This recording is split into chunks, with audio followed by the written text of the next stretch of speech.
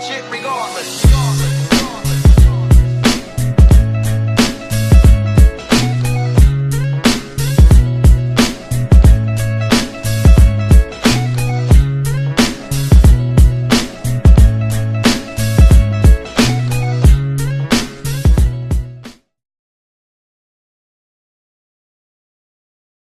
Hello, people.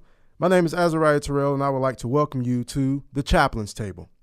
Now, this is a podcast where you are welcome to speak your truth. The Chaplain's Table is a show that really, to be honest with you, came to me to create healthy conversations for all people. The conversation will bring out deep spiritual, philosophical, and critical thinking moments in which guests will be able to express their concerns and speak their truth. The show will also welcome special guests to share in their expertise on specific subjects. So once again, welcome to the Chaplain's Table. Now, to jump right into it, today we're going to have an in-depth discussion on religion, sexuality, and human behaviors. And be honest with you, with this type of show, whatever else comes up. So joining me as my guest in this conversation is someone I've known for a long time, very long time. And his name is Dr. Raphael Coleman. He is the Director of Student Personnel at Columbia Health in the city of New York. Dr. Raph, how you doing, brother? Doing pretty well. Enjoying my Saturday. Relaxing for a change. I know. And here I am asking you to think on a Saturday, right? Well, I never stop thinking. That's always happening. Right. I'm sitting still for a change. Sounds good. Well, hey, I really, truly do appreciate you. I think what we're going to talk about, there's so much you can go with this conversation, but we're going to let it flow the way it flows, and I really do appreciate you taking the time out to do this. So just briefly, for those who don't know you out there, don't know what you're about, can you briefly explain what you do, how you got to it, and just a little bit about your work? Sure. So, as mentioned earlier, I'm the director of Alice Health Promotion with the unit of Columbia Health at Columbia University in New York. A lot of my work entails working with the community to enhance student well-being, and that can look like developing different curricula, workshops, or trainings to build skills in the population, doing needs assessments to understand what the priority health issues are among the students. So this is undergraduate and graduate professional students. Or working with administrators or serving on committees to help with changing the environment and culture to make it easier for students to practice health promoting behavior.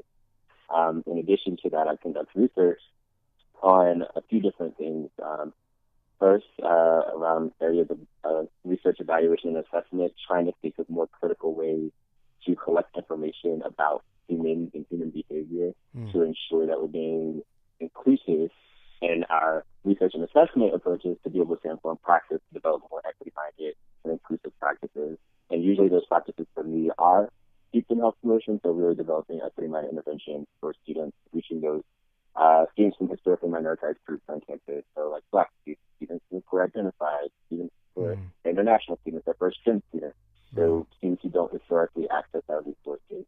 And another arm of research is really focused on the experiences of LGBTQ students and really hoping to enhance their academic and social experiences with the ultimate goal of enhancing their well-being, overall well-being. Oh, wow. So that's my overall area of work that I do now. I've worked in higher education for a long time, and it's funny to think because I'm so young, but I've been doing it for almost 10 years now, right. Working in different capacities from residence life, working in conduct, working for fraternity sororities. And I never thought that I would end up in this world because initially I wanted to be a medical doctor. Don't know how I ended up where I am now. Wow.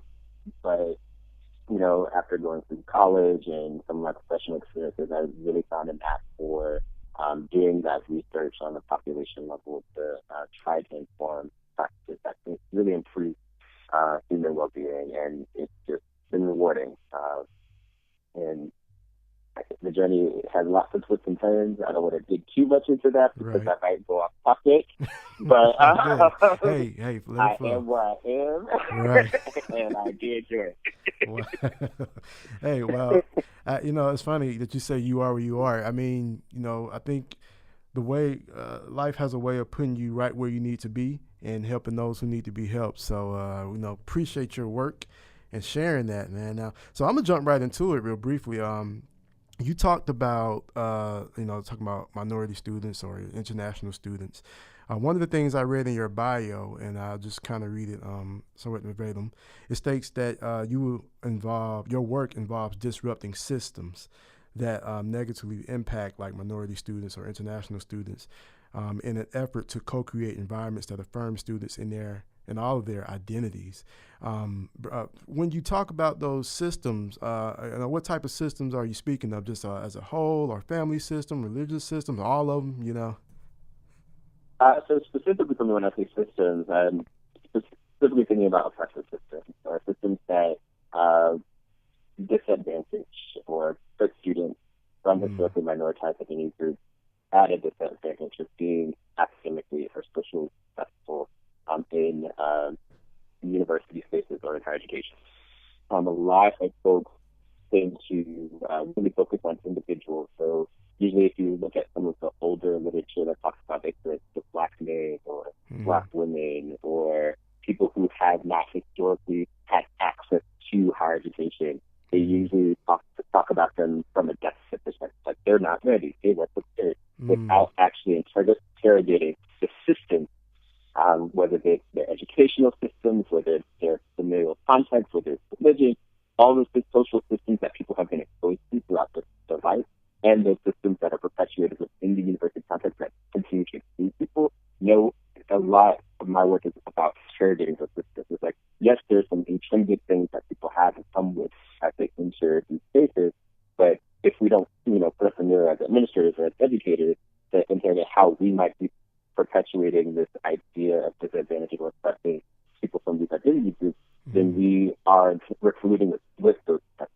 So a lot of my work is disrupting that. And what disruption looks like is doing the critical research that people are scared to do because they don't think they're going to get published. I'm like, I don't care about getting published. I care about ensuring that what I'm trying to say is reaching those populations that need to be reached. Or I'll be in a meeting with a bunch of administrators. I'm typically the youngest and only Black person, and sometimes youngest Black queer person in spaces with a lot of old white men who've been doing this work for 30 years. I'm not afraid to speak up because I know I have access to those spaces to introduce an alternative perspective that they have not seen, heard, or listened to, but I have the capital to be able to say it and speak to it in those spaces. So, and there are risks to that because I either have to share some of my own experiences, or because I've always been a Black student who's been in predominantly white school, so I have to share my experiences, or I might get, reactions where people are like, you don't know what you're talking about, and then, that's not sure. Like, you're about to are you sure? Okay. Right. Yeah. No, it's funny. And that, I think, just going back a little, the work and, the whole purpose of this show is speaking your truth. And some of your experiences, that's actually kind of my next question, if you will, just talk about briefly, it sounds, I hear the passion in your voice when you talk about it. Just if you can give maybe one or two examples of something you've experienced that has now even helping you in your work. And, you might see some students like, wow, I've been there, just to share like briefly an experience you may have had. Yeah, so if I didn't mention this earlier, I identify as a Black same-gender loving man, and that's it. So that's my racial and sexual identity. And one of the experiences that I think about, and I think this is probably why I kind of went down the route of really exploring religion, it happened in college, in undergrad actually. Undergrad was when I came out, closet, or my sexual identity did not have to do with friends, but with family and people that I trusted and that I was close to. But one of the things that was interesting for me coming to college, I had raised fundamentalist Pentecostal all my life. So naturally, when I came to college, I'm looking for the Christian folk, like where my Black Christians at. So, I joined I was in the gospel choir. I led some Bible studies. I was part of a few different kind of